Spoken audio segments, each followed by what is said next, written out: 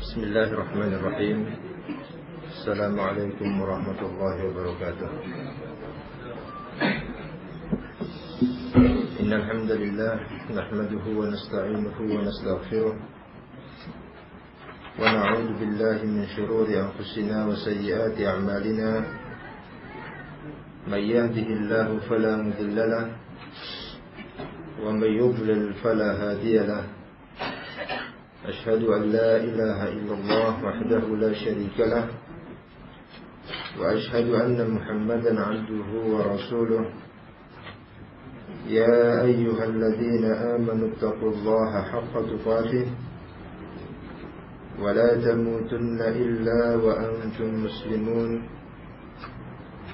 يا أيها الناس اتقوا ربكم الذي خلقكم من نفس واحدة وخلق منها زوجها وبث منهما رجالا كثيرا ونساء واتقوا الله الذي تساءلون به والأرحام إن الله كان عليكم رقيبا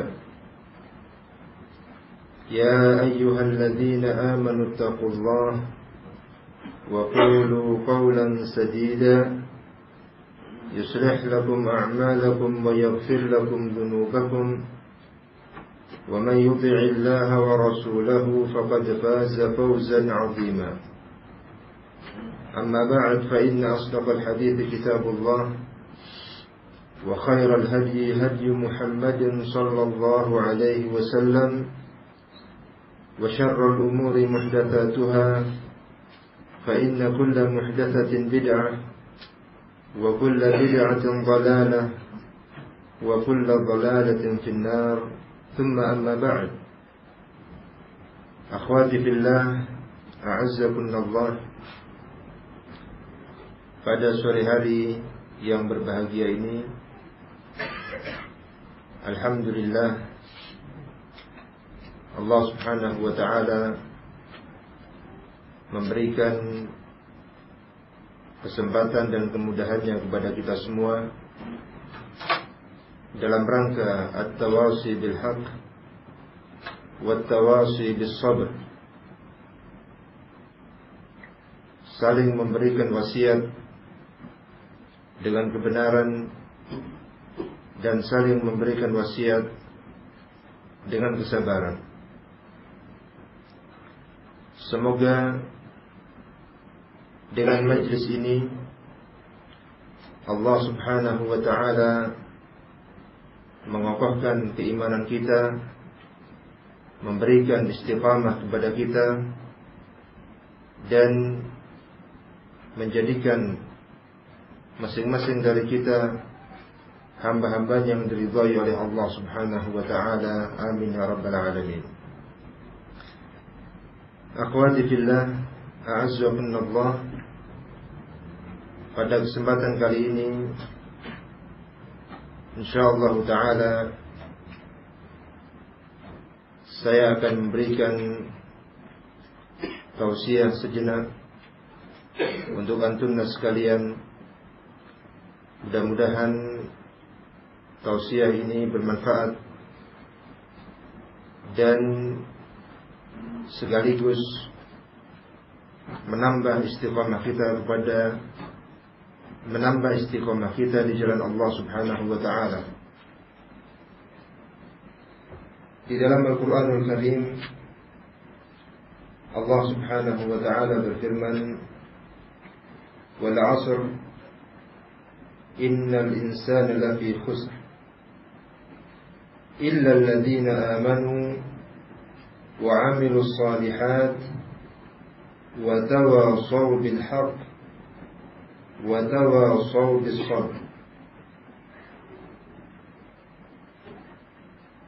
Surat ini disebut dengan surat Al-Asr karena didahului oleh firman Allah Subhanahu wa ta'ala, wal 'asr.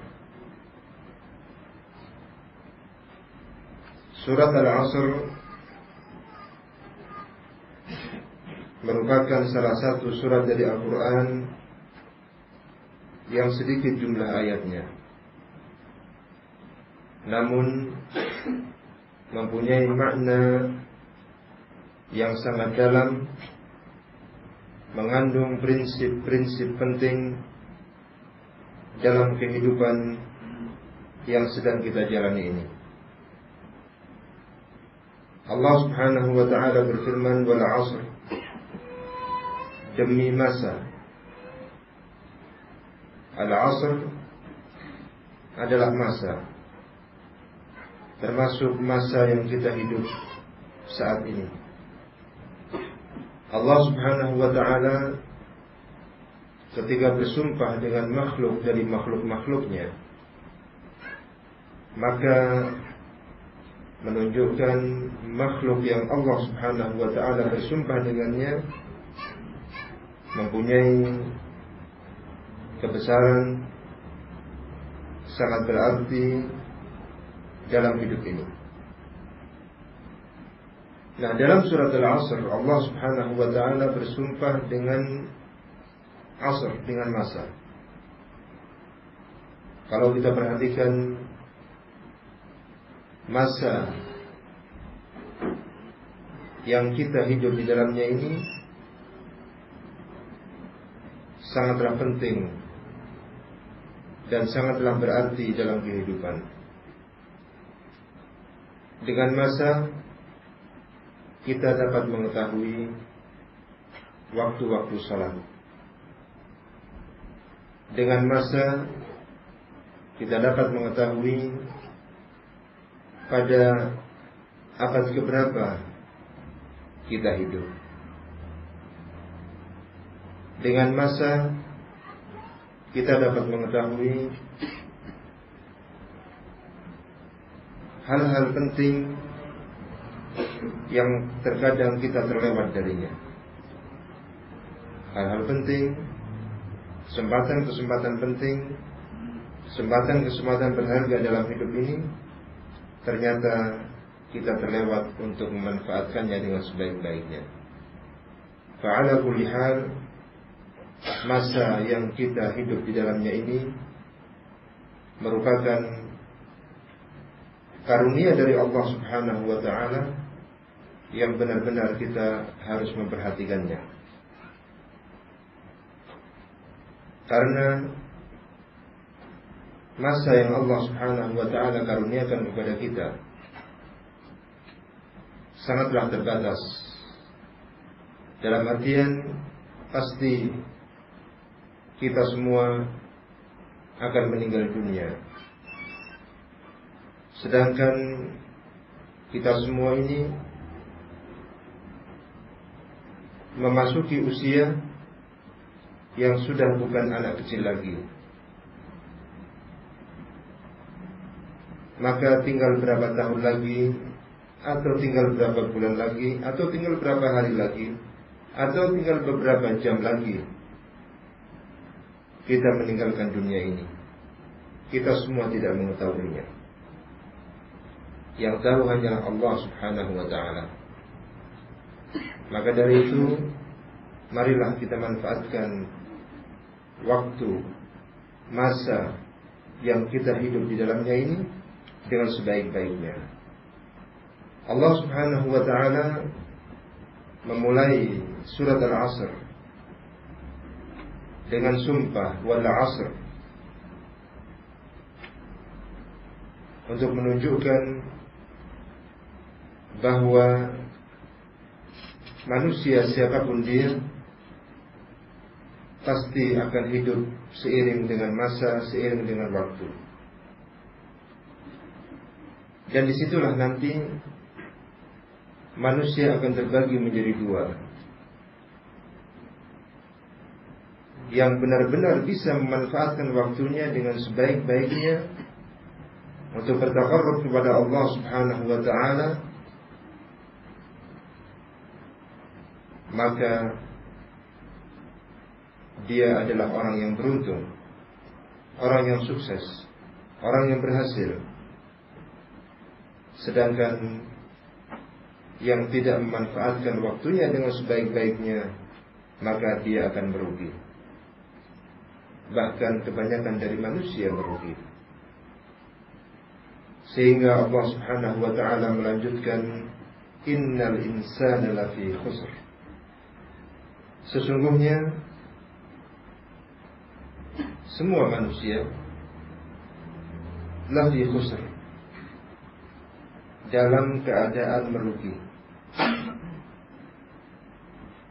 Alif lam di sini menunjukkan al-istighraq, mencakup seluruh manusia. Manusia pada asalnya semuanya dalam keadaan merugi.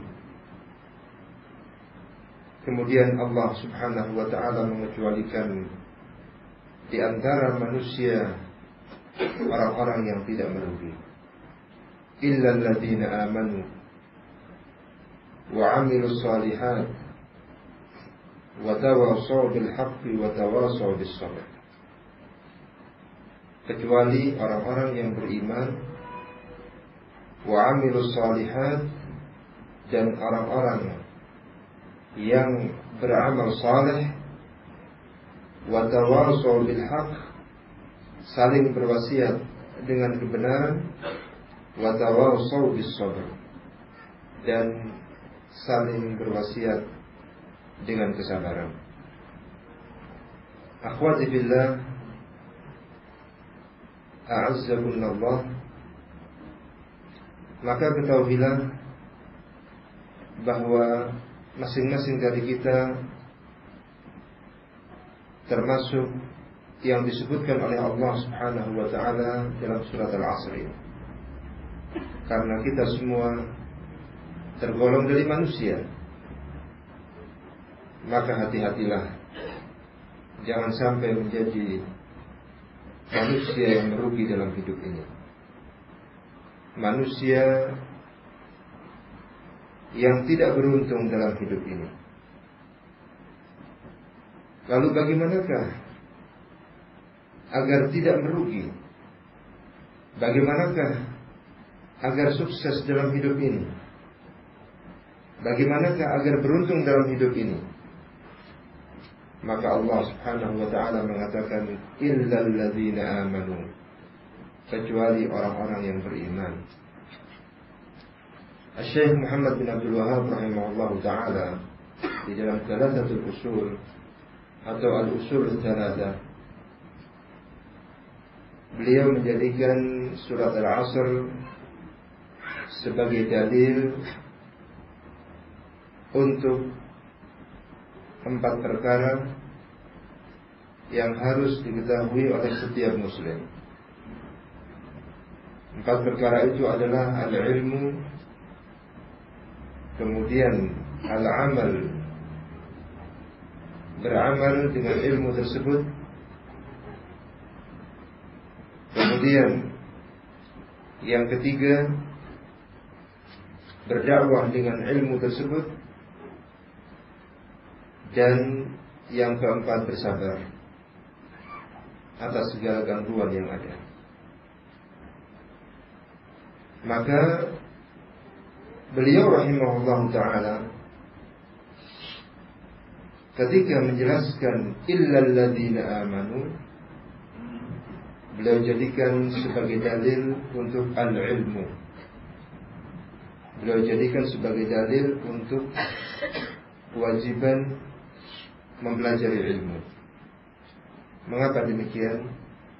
Karena tidaklah mungkin seseorang itu beriman illa bil ilm. Tidak mungkin seseorang itu, baik muslim ataupun muslimah, beriman dengan keimanan yang benar melainkan dengan ilmu. Apa yang dimaksud dengan ilmu di sini? Syekhul Islam Muhammad bin Abdul Wahhab rahimahullah ta'ala menjelaskan, wa huwa ma'rifatullah wa ma'rifatu nabiyhi wa ma'rifatu dinil Islam bil adillah. Ma'rifatullah, mengenal Allah Subhanahu wa ta'ala, mengenal Rabbul Alamin, mengenal bahwa Allah Subhanahu wa ta'ala adalah pencipta alam semesta ini, Allah subhanahu wa ta'ala yang memberi rizki semua makhluknya termasuk kita. Allah subhanahu wa ta'ala yang memberikan perlindungan.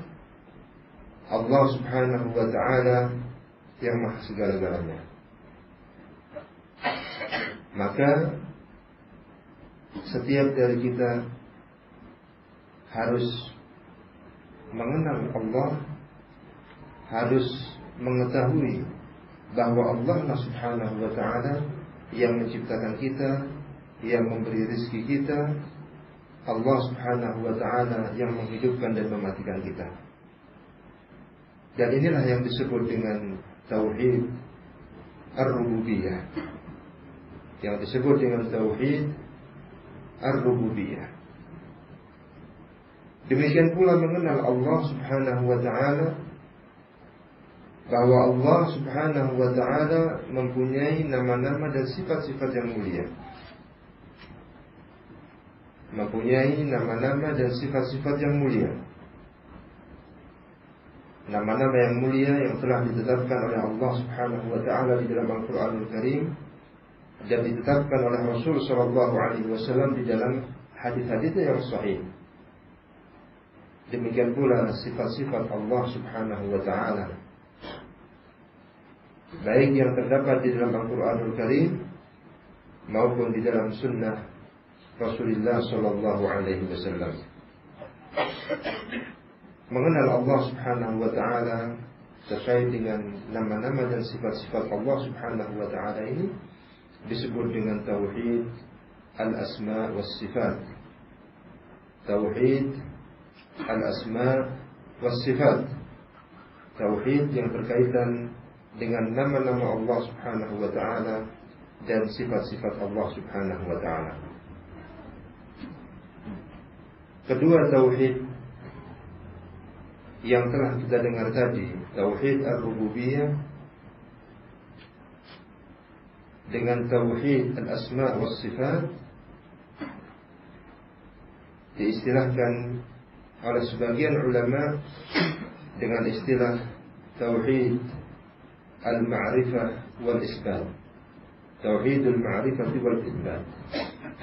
Karena kandungan dari dua tauhid tersebut adalah ma'rifatullah, mengenal Allah subhanahu wa ta'ala, baik yang terkait dengan rububiyahnya maupun yang terkait dengan al-asma wa sifat.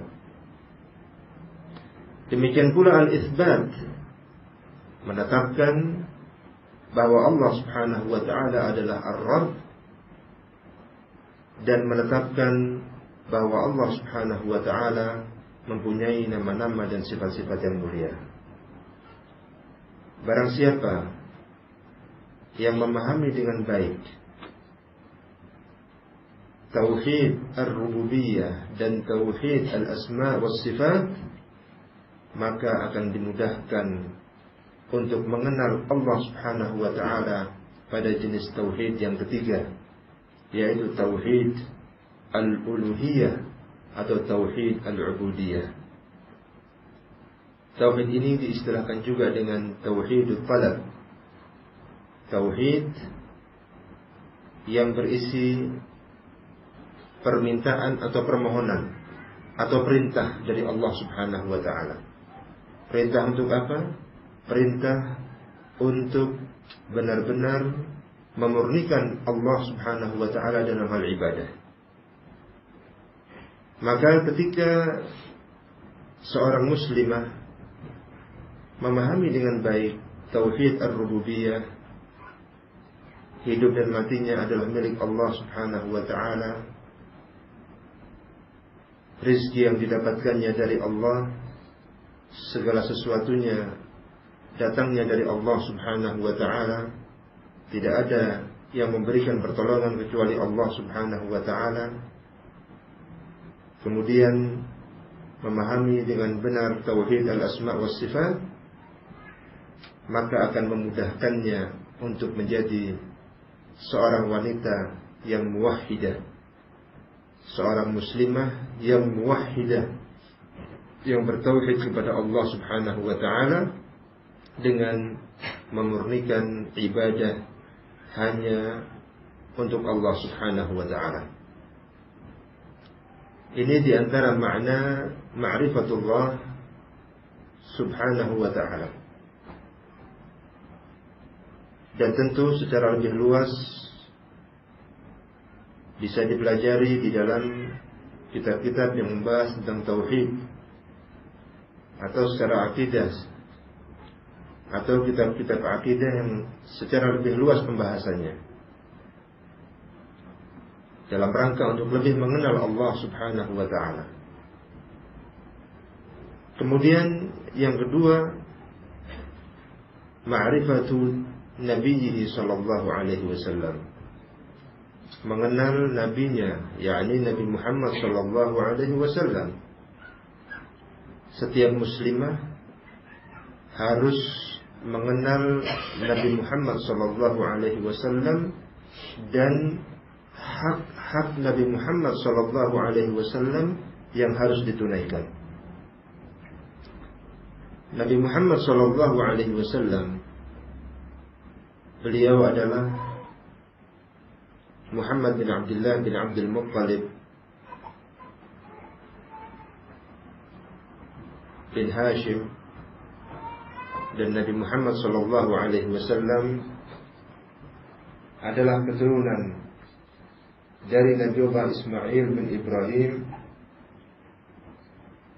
Beliau adalah afdalul anbiya'i wal mursalin, diutus oleh Allah Subhanahu wa ta'ala ketika umat manusia hidup dalam kegelapan, ketika umat manusia berada dalam jurang kejahiliaan.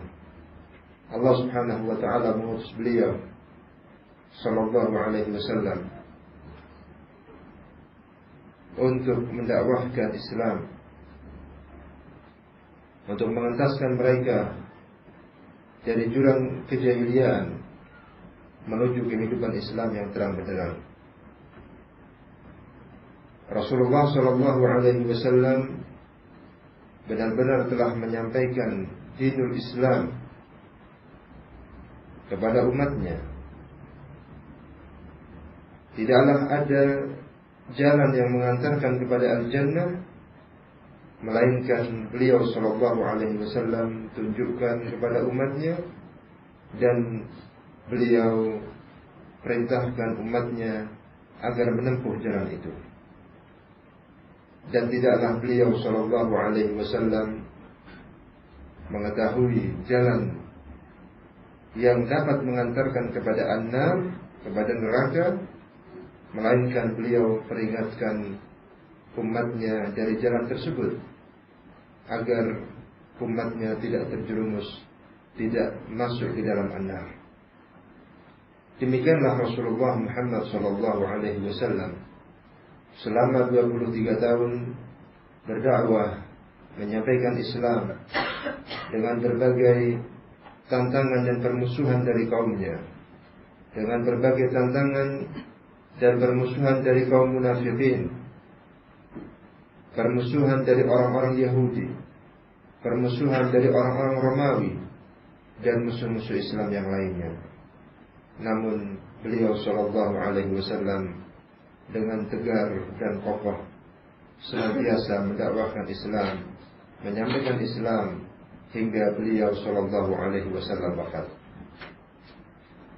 Maka hak beliau sallallahu alaihi wasallam kepada kita sangatlah besar. Di antaranya adalah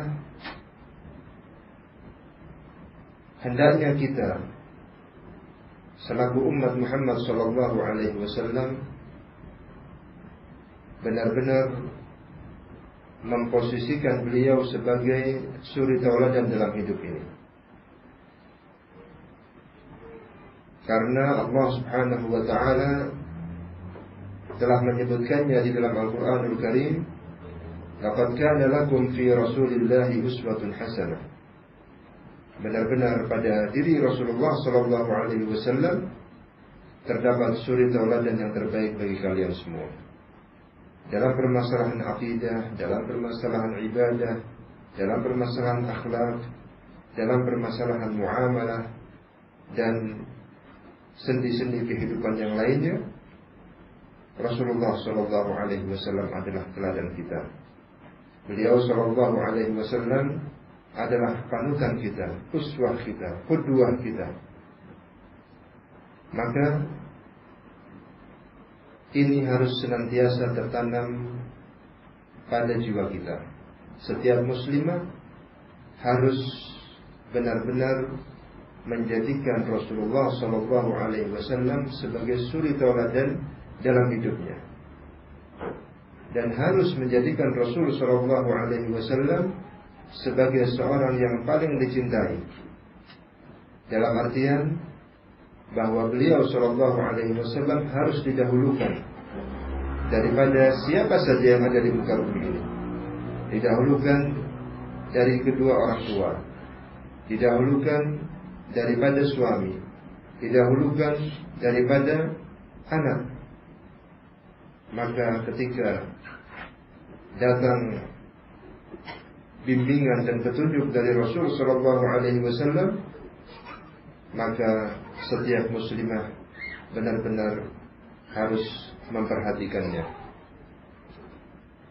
Dan apabila mendapatkan tantangan dan permusuhan dari siapa saja, maka hendaklah mendahulukan ketaatan kepada Rasulullah Sallallahu Alaihi Wasallam.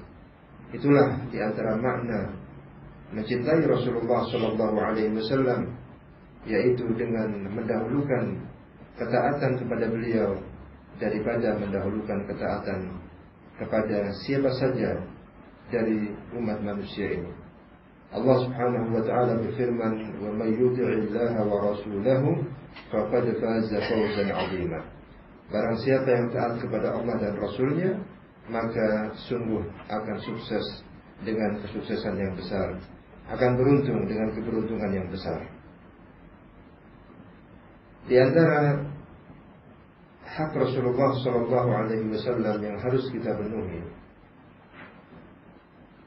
adalah membenarkan segala berita yang datang dari beliau Sallallahu Alaihi Wasallam, membenarkan segala kabar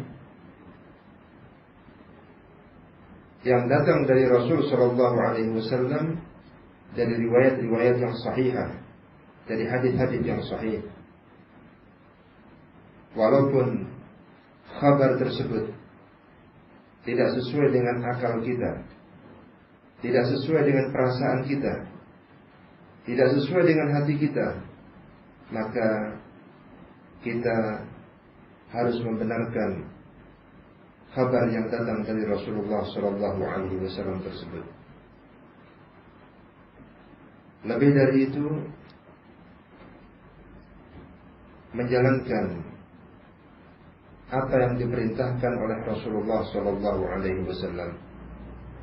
Ketika Rasulullah Sallallahu Alaihi Wasallam memerintahkan sesuatu kepada kita, maka marilah berusaha semaksimal mungkin untuk menjalankan perintah-perintah Rasulullah Sallallahu Alaihi Wasallam, karena taat kepada Rasulullah Sallallahu Alaihi Wasallam, menjalankan perintah-perintah Rasul Sallallahu Alaihi Wasallam, berarti telah taat kepada Allah Subhanahu Wa Taala. Akhwati fillah, a'azzakumullah, di antara hak yang harus kita penuhi terhadap Rasulullah Sallallahu Alaihi Wasallam adalah meninggalkan larangan Rasulullah Sallallahu Alaihi Wasallam. Ketika Rasulullah Sallallahu Alaihi Wasallam melarang sesuatu, tidak boleh sesuatu itu dilakukan, maka setiap muslimah harus berusaha semaksimal mungkin meninggalkan sesuatu itu. Karena tidaklah Rasulullah Sallallahu Alaihi Wasallam melarang sesuatu, melainkan pasti di balik itu semua terdapat hikmah, terdapat kebaikan. Dengan meninggalkan segala sesuatu yang dilarang oleh Rasulullah Sallallahu Alaihi Wasallam, maka akan diraih kebaikan dan barokah dalam hidup ini. Berikutnya, di antara hak yang harus dipenuhi terhadap Rasulullah SAW, dan ini termasuk bagian dari ma'rifatu nabiyyihi, adalah menjalankan agama ini dengan syariat dan bimbingan petunjuk dari Rasulullah SAW. Seorang muslimah tidak dibenarkan untuk melakukan amalan ibadah yang tidak dibimbingkan oleh Rasulullah SAW, yang tidak diajarkan oleh Rasulullah SAW. Semua permasalahan agama ini haruslah difahami dengan pemahaman Rasulullah SAW. Semua permasalahan agama ini haruslah dikerjakan, haruslah diamalkan sesuai dengan apa yang dikerjakan dan diamalkan oleh Rasulullah SAW. Karena akan sia-sia orang yang menjalankan agama ini tidak dengan syariat Rasulullah SAW.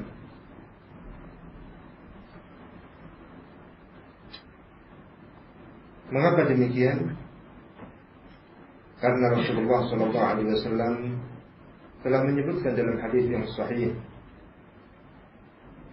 "Man 'amila 'amalan laisa 'alaihi amruna fahuwa raddun."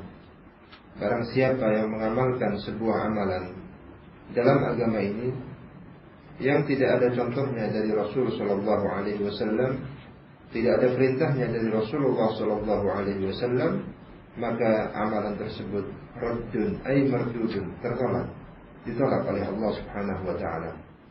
Maka perhatikanlah ayatul muslimah, bahwa di dalam menjalankan agama ini harus benar-benar sesuai dengan apa yang diajarkan oleh Rasulullah sallallahu alaihi wasallam. Kemudian bagian dari ilmu yang ketiga adalah ma'rifatu dinil Islam bil adillah. Ma'rifatu dinil Islam bil adillah, mengenal agama Islam dengan dalil-dalilnya. Mengenal agama Islam tentu kewajiban bagi kita semua. Karena kalau kita tidak mengenal Islam dengan sebaik-baiknya, dengan sebenar-benarnya, maka tidak mungkin kita bisa menjalankan Islam dengan sebaik-baiknya pula, dengan sebenar-benarnya pula. Nah, di antara mengenal Islam dan di antara cara untuk bisa beramal dengan Islam dengan sebaik-baiknya adalah dengan mengenal Islam beserta dalil-dalilnya. Mengenal segala apa yang datang dari agama ini beserta dalil-dalilnya. Dengan itu, seorang muslimah akan terbimbing, akan terbantu di dalam mencari kebenaran dalam hidup ini, akan terbantu selamat dari berbagai syubhat dalam hidup ini, akan terbantu untuk berada di atas siratal mustaqim, karena senantiasa berusaha membangun, membina amalan yang dikerjakan, keyakinan yang diyakini, ucapan yang diucapkan dalam agama ini berdasarkan dalil-dalil baik dari Al-Quran ataupun Sunnah Rasulullah SAW. Tidak sekedar ikut-ikutan dengan orang lain, tidak sekedar meniru orang yang dilihat, akan tetapi benar-benar berusaha mempelajari lebih dalam lagi dalil-dalilnya, hujjah-hujjahnya. Dengan itulah amalan yang dikerjakan benar-benar kokoh. Dengan itulah ibarat sebuah bangunan yang dibangun di atas asas, di atas pondasi-pondasi yang kuat. Islam ibarat bangunan yang dibangun di atas dalil-dalil, di atas hujjah-hujjah. Oleh karena itu, Syekhul Islam Muhammad bin Abdul Wahhab rahimahullahu ta'ala ketika menyebutkan bagian ilmu yang ketiga, ma'rifatu dinil Islam, mengenal agama Islam, maka beliau tekankan mengenal agama Islam ini dengan dalil-dalilnya. Karena berapa banyak di antara kaum muslimin yang berusaha mengenal agama Islam, beramal di dalam agama Islam, namun tidak dibangun di atas dalil. Oleh karena itu, setiap muslim dan muslimah hendaknya memperhatikan permasalahan ini. Ini 3 bagian dari ilmu: ma'rifatullah, ma'rifatu nabiyhi, dan ma'rifatu dinil Islam bil adillah.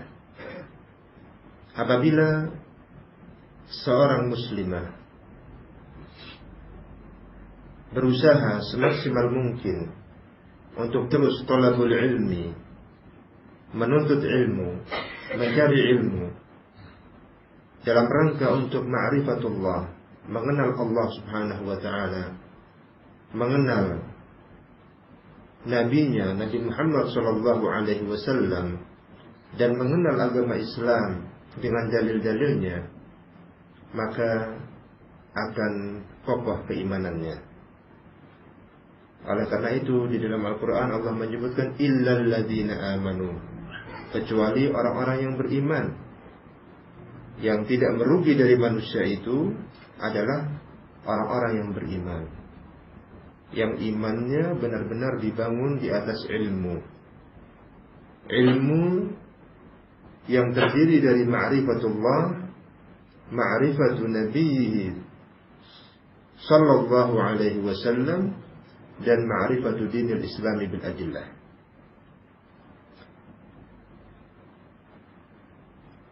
Dengan ini, dengan iman yang dibangun di atas ilmu tadi, seorang muslimah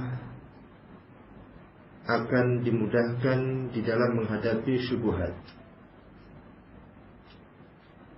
Ketika syubhat-syubhat datang kepadanya, maka akan dimudahkan untuk mematahkan syubhat-syubhat itu satu demi satu. Karena dia telah berusaha mengisi jiwanya, menyirami kalbunya dengan ilmu, sehingga berbagai syubhat yang datang biidznillah akan mudah untuk dihalau dari kalbunya, dari jiwanya, selamat dari fitnah syubhat. Demikian pula fitnah syahwat. Ketika dorongan-dorongan hawa nafsu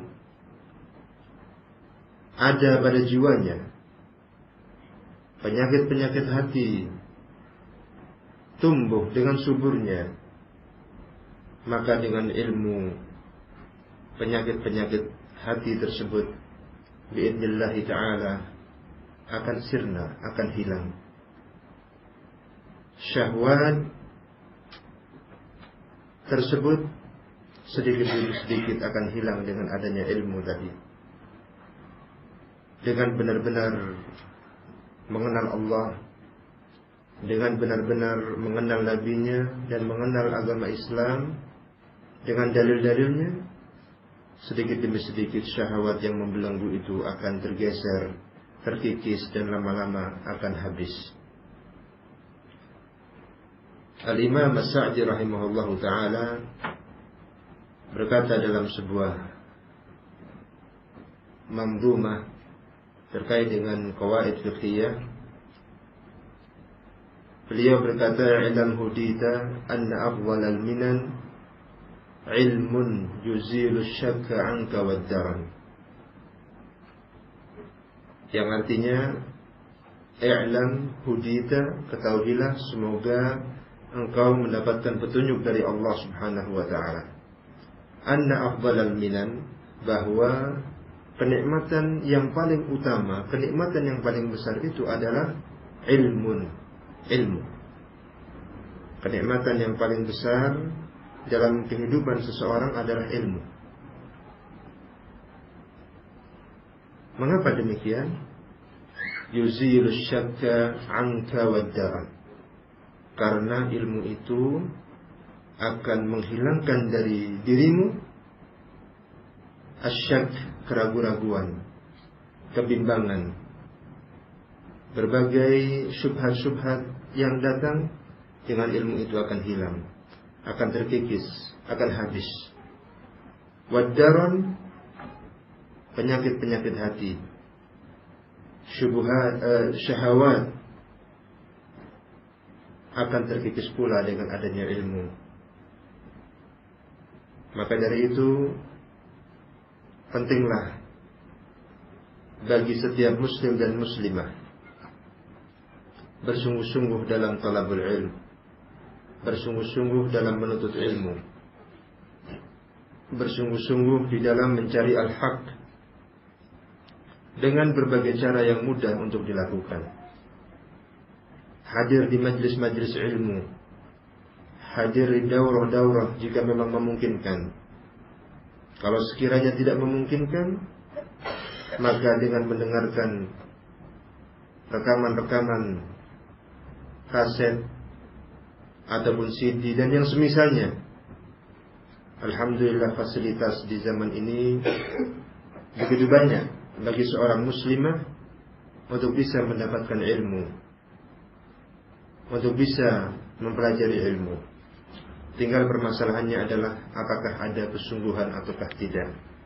Apakah mau menjadikan ilmu dan menuntut ilmu, talabul ilm, sebagai sesuatu yang daruri, sebagai sesuatu yang prinsip, sesuatu yang sangat diperlukan dalam hidup ini. Ataukah ilmu hanya sebatas dijadikan sebagai sesuatu yang remeh. Bila sempat, maka belajar.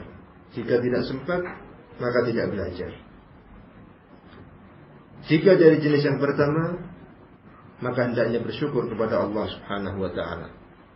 Namun jika dari jenis yang kedua, yang tidak memposisikan ilmu, bahkan ilmu senantiasa dikalahkan dengan hal-hal lain, maka ini adalah awal dari kegagalan dalam hidup ini. Akhwati fillah, a'azzakumullah. Rasulullah sallallahu alaihi wasallam mengingatkan, "May yuridillahu bihi khairan yufaqqihhu fid din." Barang siapa yang dikehendaki kebaikan oleh Allah Subhanahu wa taala, niscaya Allah Subhanahu wa taala akan berikan kefahaman tentang agama ini. Siapapun dari kita apabila sukar untuk memahami agama ini, seakan-akan ada pembatas, ada sekat yang menghalanginya untuk bisa memahami agama ini, hendaknya bersedih, hendaknya banyak bertobat kepada Allah Subhanahu wa ta'ala, hendaknya terus berusaha mendekatkan diri kepada Allah Subhanahu wa ta'ala, karena khawatir, takut kalau Allah Subhanahu wa ta'ala tidak kehendaki menjadi orang yang baik. Dari sini marilah senantiasa introspeksi diri, mengevaluasi diri. Apakah saat ini kita termasuk orang yang dimudahkan menuntut ilmu, ataukah justru menjadi orang-orang yang malas dalam menuntut ilmu? Apabila dari jenis yang pertama, hendaknya memuji Allah Subhanahu wa ta'ala dan bersyukur kepada Allah dan meningkatkan talabul ilm yang selama ini sudah dilakukan. Akan tetapi jika dari jenis yang kedua, yang terasa malas dalam menuntut ilmu, menjadikan ilmu sebagai sesuatu yang rendah dalam hidup ini, maka hendaknya bersedih dan hendaknya semangat memupuk diri agar semangat di dalam menuntut ilmu. Tidak akan merugi seseorang yang hidupnya senantiasa dipenuhi dengan ilmu. Di antara para ulama a'immatul Islam ketika ditanya, ila mata natlubul ilm, sampai kapan menuntut ilmu itu? Sebagian mereka menyatakan minal mahbarah ilal makbarah, dari sejak mulai bisa menulis hingga masuk kuburan, hingga wafat. Demikian pula yang lainnya mengatakan minal mahdi ilal lahdi, sejak dalam buayan sudah membutuhkan ilmu hingga dimasukkan ke dalam liang lahat, artinya hingga wafat, hingga meninggal dunia. Oleh karena itu kita lihat perjalanan para ulama kita, semakin bertambah usia mereka, semakin tua, bukan kemudian pensiun, sudah tugasnya muda-muda untuk belajar, saya sudah cukup, sudah selesai. Tidak. Para ulama semakin bertambah usianya, semakin terus membaca, mempelajari, mentelaah, mengajar, semakin nampak bahwa hidup mereka diisi dengan ilmu. Cobalah perhatikan ulama-ulama kita, ulama salafiyin yang hidup di masa ini. Luar biasa perhatian mereka dengan ilmu. Waktunya benar-benar dimanfaatkan dengan sebaik-baiknya. Akhwati fillah azzakunallah, ini di antara keterangan firman Allah Subhanahu wa taala, illal ladzina amanu. Berikutnya wa amilus shalihat, dan beramal saleh, melakukan amalan-amalan saleh. Tidaklah sebuah amalan itu dikatakan sebagai amalan saleh melainkan ketika dibangun di atas ikhlas karena Allah Subhanahu wa taala dan dibangun di atas ilmu, di atas petunjuk Rasulullah sallallahu alaihi wasallam. Barulah amalan itu dikatakan sebagai amalan yang saleh. Saleh itu artinya yang baik, yang mendatangkan kebaikan kepada diri orang yang mengamalkan itu, yang mengamalkan amalan tersebut, akan menjadikan diri orang yang mengamalkan semakin baik. Oleh karena itu, ilmu yang dipelajari tidaklah cukup dijadikan sebagai pengetahuan saja, tidaklah cukup dijadikan sebagai wacana saja, tidaklah cukup hanya dijadikan sebagai persiapan jika ada yang bertanya untuk bisa menjawab pertanyaan-pertanyaan itu. Tidak. Akan tetapi tidaklah ilmu itu dipelajari illa lil amal. La yutlabul ilm illa lil amal. Tidaklah ilmu itu dicari, dipelajari melainkan dalam rangka untuk diamalkan, dalam rangka sebagai petunjuk di dalam mengamalkan agama Islam yang dibawa oleh Rasulullah sallallahu alaihi wasallam. Oleh karena itu, para ulama ridwanullah alaihim ajma'in wa rahimahum, seringkali mereka mengatakan bahwa di antara cara untuk menghafal ilmu adalah bil amal. Dengan diamalkan, ilmu itu akan melekat. Apabila tidak diamalkan, maka ilmu itu tidak melekat. Contohnya, kita sudah tahu doa mau makan, membaca bismillah. Ilmu, perintah dari Rasul sallallahu alaihi wasallam. Apabila makan, hendaknya membaca bismillah. Tetapi seringkali kita lupa. Apa sebabnya? Karena tidak diamalkan dengan baik. Begitu lihat makanan, wah makanannya enak, langsung dimakan, lupa baca bismillah. Walaupun syariat ini adalah syariat yang hakim, syariat yang rahmah, maka Rasul sallallahu alaihi wasallam mengajari doa yang lainnya. Apabila lupa, membaca yang lainnya, bismillah fi awwalihi wa akhirihi, atau bismillah awwaluhu wa akhiruhu. Nah, ini salah satu contohnya. Baik untuk kaum muslimah ataukah selainnya. Dan banyak hal dalam agama ini. Maka dari itu, ilmu yang sudah dipelajari hendaknya diamalkan dengan sebaik-baiknya. Apabila ilmu itu diamalkan, maka Allah Subhanahu wa ta'ala akan berikan ilmu yang dia belum ketahui. Di antara para ulama ada yang memberikan bimbingan seperti itu. Barang siapa beramal dengan ilmunya, maka Allah Subhanahu wa ta'ala akan berikan ilmu yang dia belum ketahui. Hal ini bisa dibuktikan dalam kehidupan sehari-hari.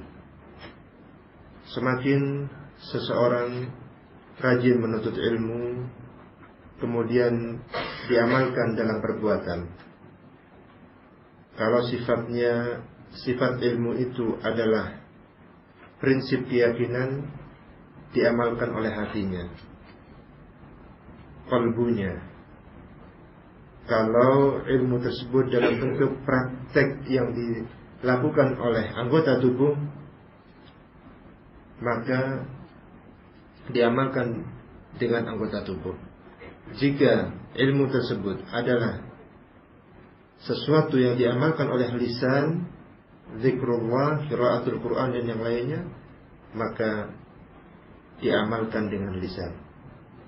Apabila terbiasa dengan hal ini semua, Allah Subhanahu wa ta'ala akan semakin memberikan hidayah dan petunjuk. Kita lihat di dalam Al-Quranul Karim, ketika Allah Subhanahu wa ta'ala menyebutkan Ashabul Kahf, para pemuda yang masuk ke dalam goa dalam rangka untuk mengamalkan ilmu yang sudah mereka ketahui terkait dengan keimanan. Mengingat masyarakatnya terjatuh dalam kesyirikan, dalam kemaksiatan.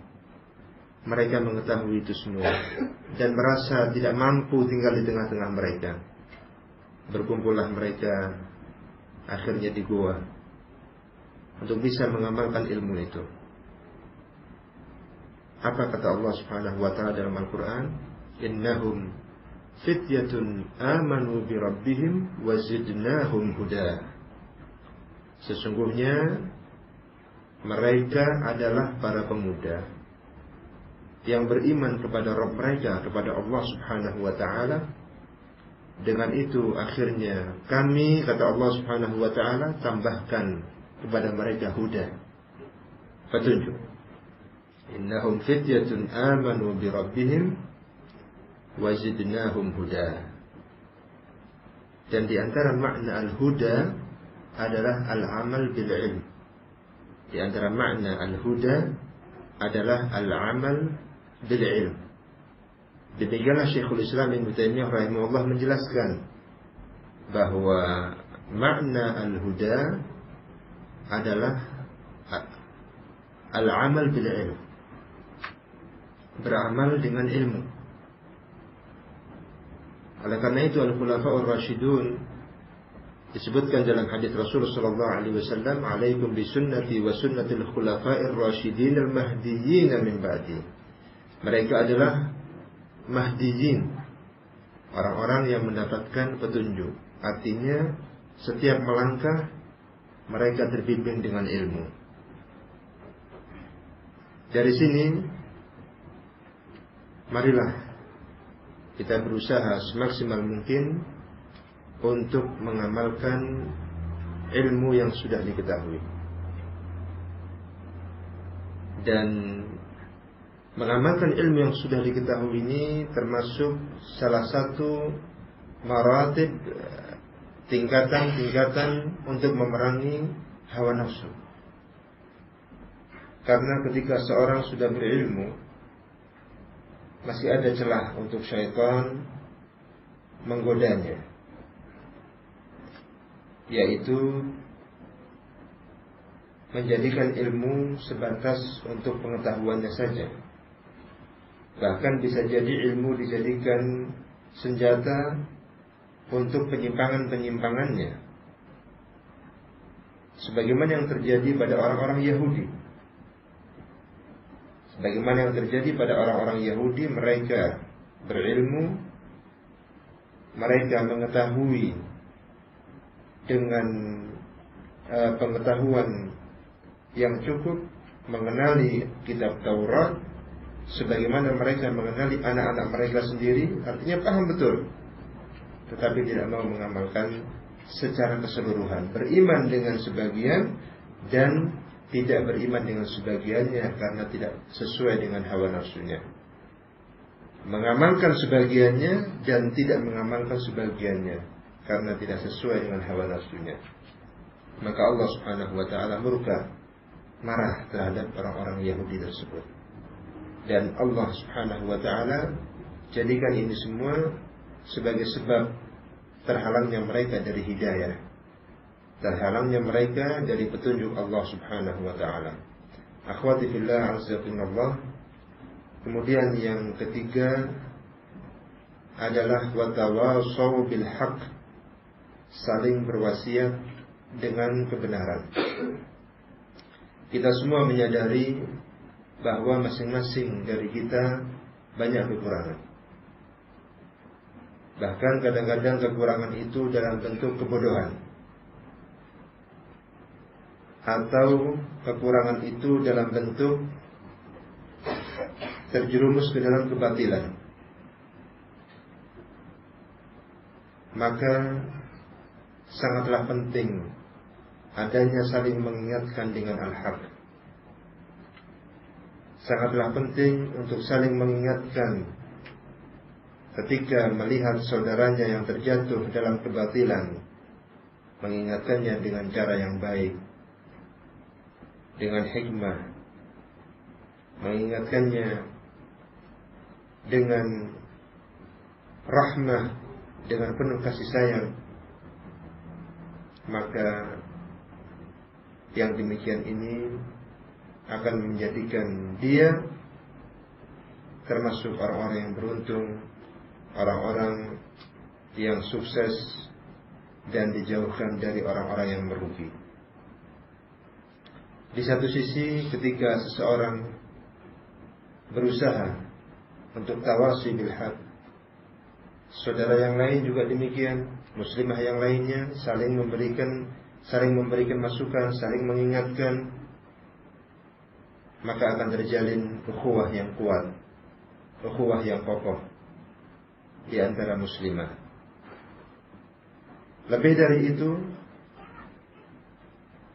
ketika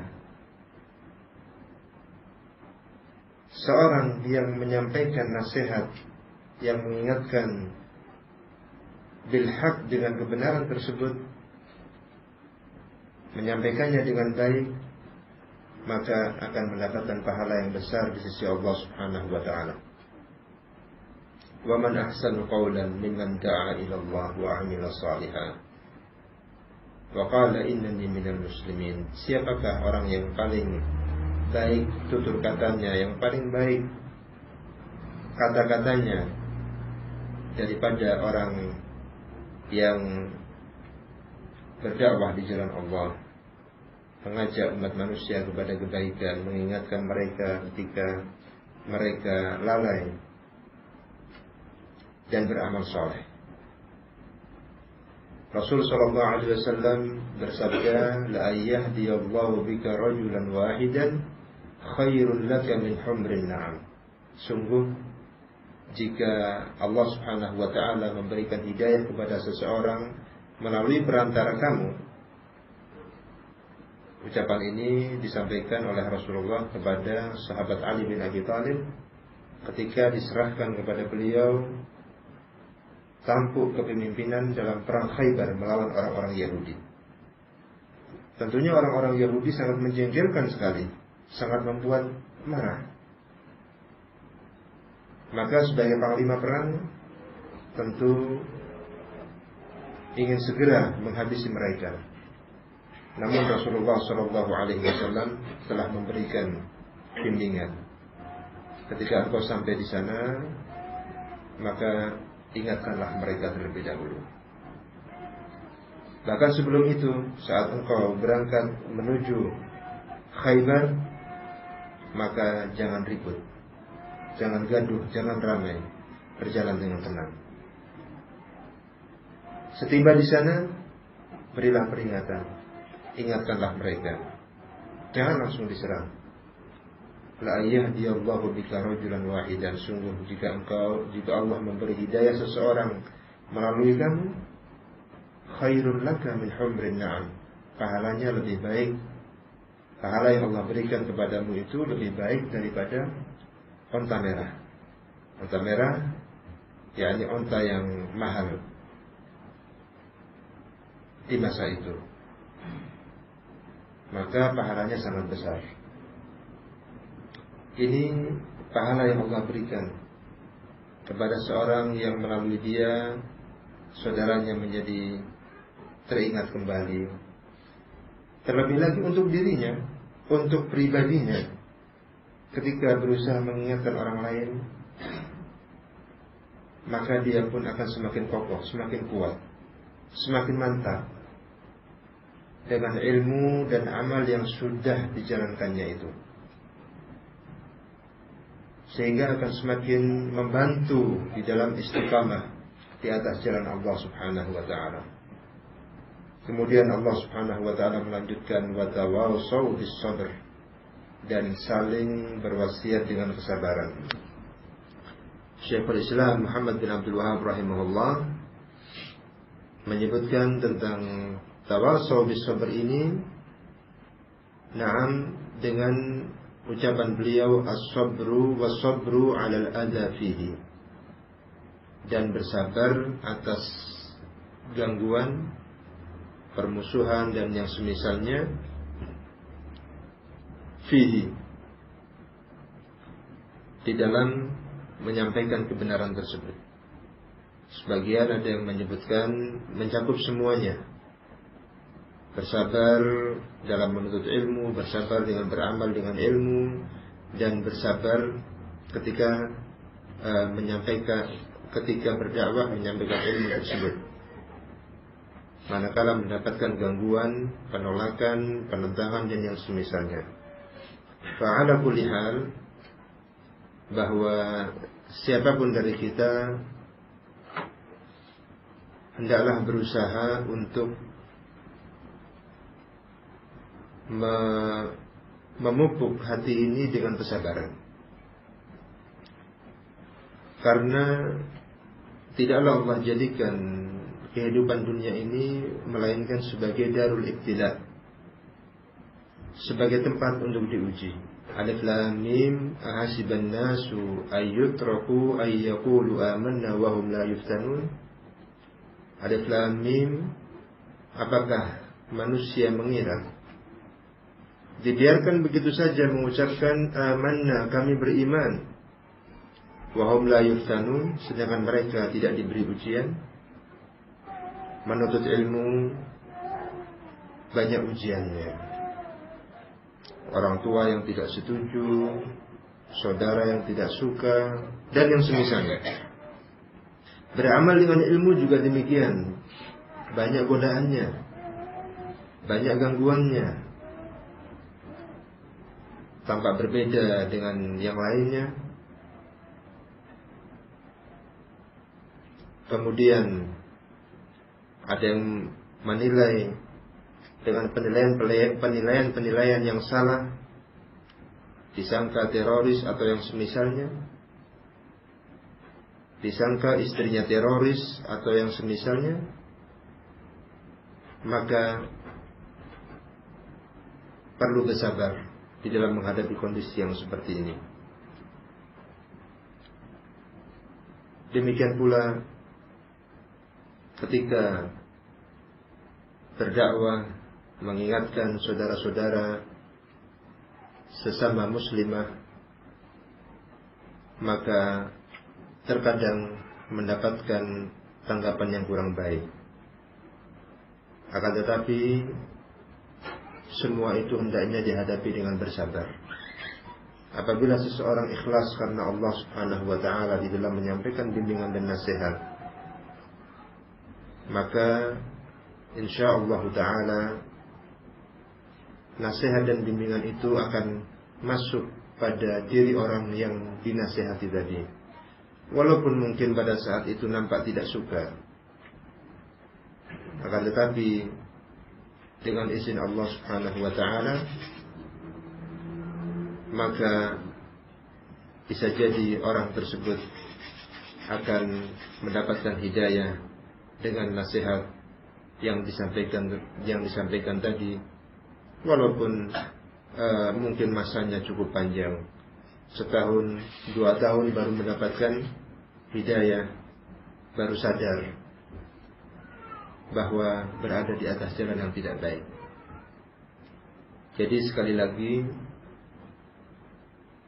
firman Allah Subhanahu wa ta'ala, wa tawassaw bis sabr, mengingatkan kita semua bahwa hidup ini banyak ujiannya, banyak cobaannya. Oleh karena itu hendaknya saling mengingatkan, saling menguatkan kesabaran diri kita dan saudara-saudara kita. Mudah-mudahan dengan itu bisa sama-sama istiqamah di jalan Allah Subhanahu wa ta'ala hingga akhir dari kehidupan ini, dengan satu harapan meninggal dunia dalam keadaan husnul khatimah, dalam keadaan beruntung, dan tidak dalam keadaan su'ul khatimah, tidak dalam keadaan merugi. Itulah mungkin apa yang bisa kami sampaikan dalam kesempatan yang mulia ini. Mudah-mudahan sedikit apa yang kami sampaikan bermanfaat bagi kita semua, dapat mengingatkan kita untuk lebih bersemangat dan bersungguh-sungguh dalam hidup ini, di dalam mengisi masa, dalam mengisi waktu yang sedang kita jalani ini, agar tidak menjadi orang-orang yang merugi. Mengisinya dengan iman, dengan talabul ilm, mengisinya dengan al-amal bil ilm, mengisinya dengan tawasaw bil haq wa tawasaw bis sabr. Wallahu a'lam bis-shawab. Naktafi bihadzal qadr wa sallallahu ala nabiyyina Muhammad wa ala alihi wa sahbihi wa sallam, walhamdulillahi rabbil alamin.